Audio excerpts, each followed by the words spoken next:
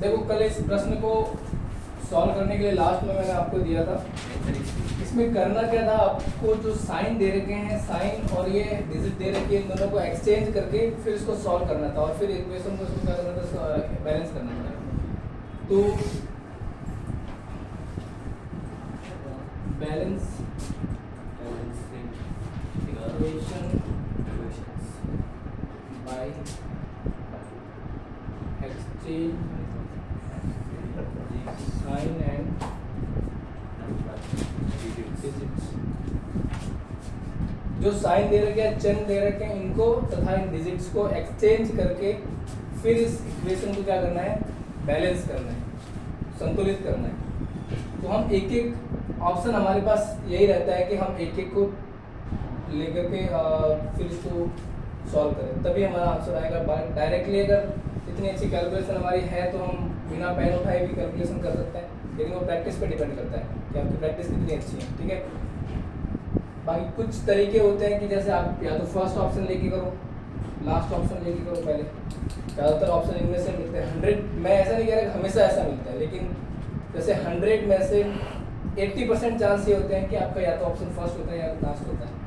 अगर वो नहीं मिल रहा है तो फिर इसके बाद में सी, मतलब प्रायोरिटी यही रहती है कि या तो ये पहले सॉल्व करो या फिर ये पहले सॉल्व करो, लेकिन पहला तो कभी नहीं होता, बहुत रेयर चांस होता है कि फर्स्ट टाइम ही आपको ये मिल जाए। तो मेरा मानना ये है कि नीचे से क्वेश्चंस को सॉल्व करना शुरू करो ऑप्शन से और एक एक करके सॉल्व करो। तो हम पहले ये लेते हैं, माइनस को और गुणा को आपस में चिन्हों को परिवर्तित करेंगे और 5 को 6 को आपस में परिवर्तित करेंगे तो क्या बनेगा, देखो 7 माइनस 5 प्लस 6 माइनस में गुणा 4 बराबर। अब देखो इधर इसको करने को कितना आ रहा है, 6 चौक 24 प्लस कितना है 2, तो क्या 33 बन रहा है, कितना बन रहा है 26, नॉट इक्वल टू 30, मतलब ये ऑप्शन तो गलत है। अब दूसरा ऑप्शन है प्लस को माइनस को एक्सचेंज करके सॉल्व करना, 7 को और 5 और 6 को भी सॉल्व करना। तो 5 गुणा 7 गुणा 5 माइनस 6 प्लस 4, ठीक है। अब इसको सॉल्व करेंगे तो देखो क्या आता है, 7 बन जाए 35 माइनस प्लस माइनस का ये कितना हो रहा है,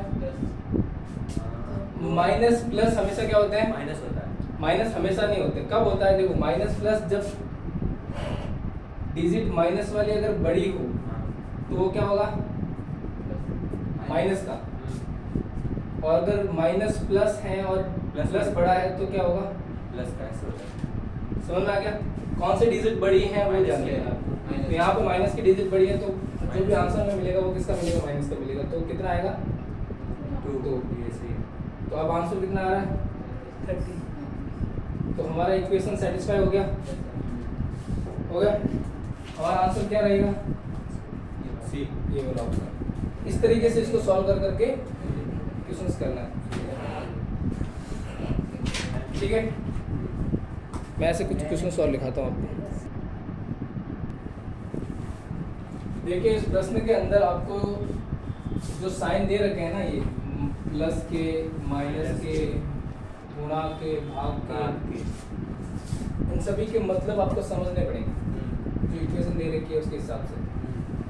तो इस इक्वेशन के अंदर आपको दे रखा है 10 प्लस 10 बराबर 100। क्या होता है ऐसा 10 प्लस 10 गुणा होता है, तो यहाँ पे मतलब क्या है इसका, 10 माइनस 10 बराबर 20 का मतलब क्या है, 10 भाजक 10 का मतलब क्या है, और 10 गुणा मतलब इसका क्या है, अब आपको समझ में आ गया होगा किसका मतलब क्या है। अब ये कह रहा है यहाँ पे प्लस का मतलब तो क्या है, प्लस को अगर मैं कहूँ गुणा, गुणा को कहूँ भाग, माइनस को कहूँ प्लस और भाग को कहूँ माइनस,